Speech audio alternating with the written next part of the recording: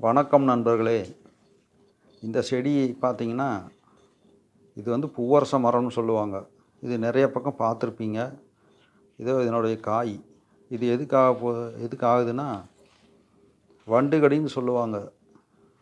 அந்த வண்டு வந்து ஒரு இடத்துல கடிச்சிருச்சுன்னா, அந்த இடம் வந்து ரூ. 1 காசு அளவுக்கு ரவுண்டாக இருக்குது. அதில் வந்து புள்ளியாக வரும். அந்த இடத்துல அரிப்பாகும்.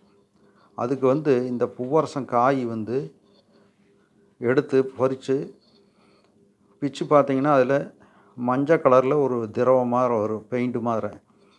அதை வந்து அந்த வண்டு கடியில் பூசுனீங்கன்னா, எப்படிப்பட்ட அரிப்பாக இருந்தாலும் 2 தடவை வச்சிங்கன்னா போதும், அப்படியே மாற ஆரம்பிச்சிடும். பழையபடி உங்கள் தோல் வந்து பழைய நிறத்துக்கு வந்துடும். இந்த காயை வந்து பொறித்து கல்லில் தேய்ச்சி அப்படியே அதை வலித்து அந்த அரிப்பு இருக்கிற இடத்துல தேய்ச்சிங்கன்னா அப்படியே சரியாயிடும். ஊசி தேவையில்லை, மாத்திரை தேவையில்லை, மருந்து தேவையில்லை, டாக்டரை பார்க்க வேண்டிய அவசியமே இல்லை. இது வந்து காலங்காலமாக வந்துட்டுருக்கிற வைத்திய முறை இது. இது வந்து பூவரச மரம். இந்த மரத்தில் இருக்கிற காய் தான் இது. இப்படித்தான் இருக்குது. கொத்து கொத்தாக கொலையாக தொங்கும்.